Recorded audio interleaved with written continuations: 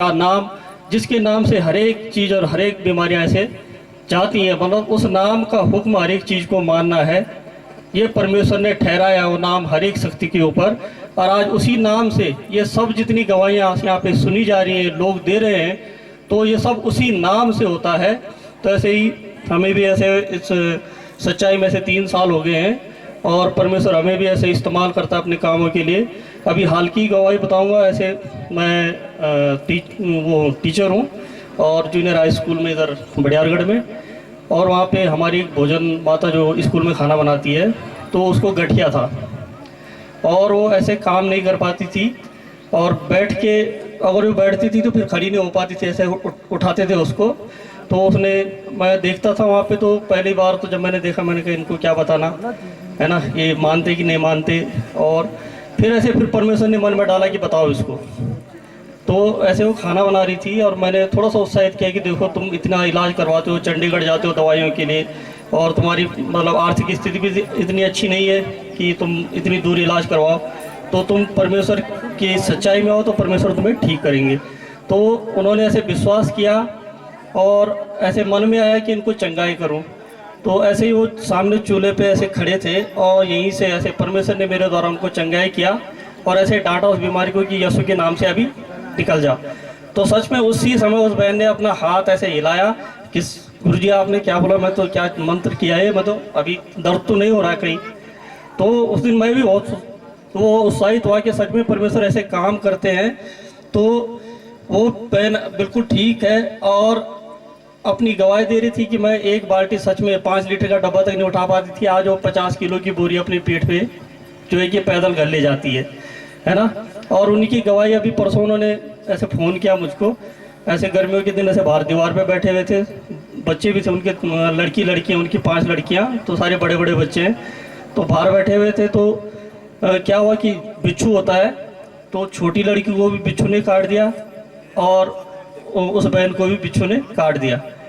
अब काट दिया तो थोड़ा घबरा गए। उन्होंने ऐसे फ़ोन किया हमको, फ़ोन किया तो 3-4 कॉल है कि मुझे सुनाई नहीं दिया। बाद में मैंने देखा, मैंने कहा, इन्होंने बताया कि कॉल आ रही थी वहाँ से, तुम्हारे यहाँ से स्कूल से।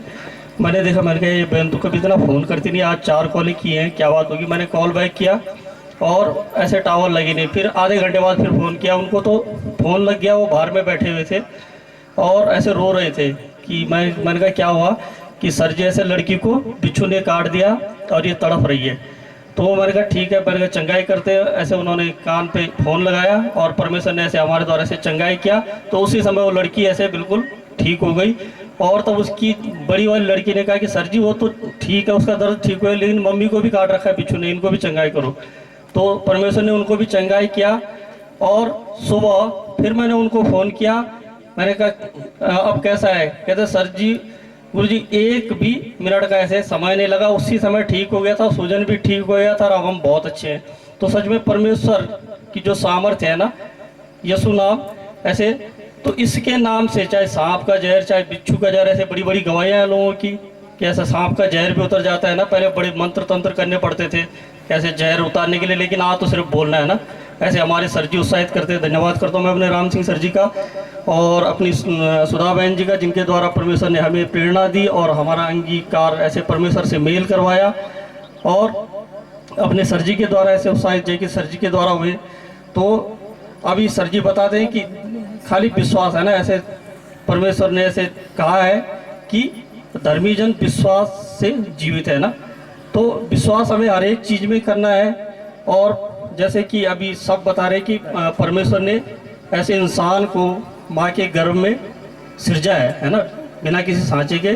तो सच में जिसने ऐसे पैदा किया तो हमारी ज़रूरतें भी पूरी करता है ना। तो एक चीज़ सब ने ऐसे महसूस किया, देखते हैं कि जैसे बच्चा होता है ना, बच्चा होता है तो माँ की ऐसे छाती से दूध कब निकलता है, जब बच्चा ज़मीन पे होता है, उससे पहले तो नहीं आता ना। तो परमेश्वर को पता है कि कब किस चीज़ की ज़रूरत है। अब दूध की ज़रूरत है तो परमेश्वर उसी टाइम पे व्यवस्था किया है ना। और जैसे जैसे बच्चा बड़ा होता है तो फिर परमेश्वर ने अन्न की व्यवस्था की और हर एक चीज़। इसीलिए परमेश्वर ने कहा कि तू किसी भी चीज़ की चिंता मत करना, ये न कहना कि मैं क्या खाऊंगा, क्या पीऊँगा, क्या पहनूंगा, है ना। तो हमारी हर एक चिंताएँ ऐसे परमेश्वर को सौंप दो, है ना।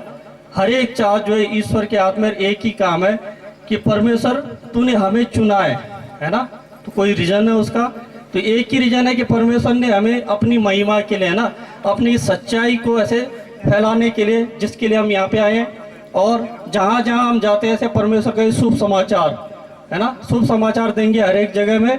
और जितना हो सके ऐसे हमारे द्वारा, है ना, परमेश्वर कितने ऐसे मनुष्यों को बचाना चाहता है, कितने अपने चुने हुए को इकट्ठा करना चाहता है, तो परमेश्वर जानते हैं। लेकिन वो चाहत भी हमें ईश्वर को देना है, और ईश्वर हमारे द्वारा ऐसे हर एक कामों को प्रकट करते हैं। और परमेश्वर की इच्छा पे चलना है ना, अपने बुद्धि से नहीं, जो ईश्वर कहता है वो हमें करना है। और परमेश्वर का बहुत धन्यवाद है कि परमेश्वर पिता ने हमें चुना और अपनी महिमा के लिए यहाँ पे भी लेके आया। परमेश्वर से ऐसा चाहता है कि परमेश्वर ऐसे आप ऐसे लेके चलो, है ना, अपनी बुद्धि से नहीं, अपनी आत्मा की अगुवाई से, है ना। जैसे आप अगुवाई आपने हमारे प्रभु यीशु मसीह की है, ऐसे हमारे जो ऐसे अगुवा हैं उनकी अगुवाई करते पिता, हमारी भी ऐसे अगुवाई करो और अपने मन से, है ना, अपनी आत्मा से हमको चलाओ। तो इसी के साथ परमेश्वर पिता का लाख लाख धन्यवाद करते हैं।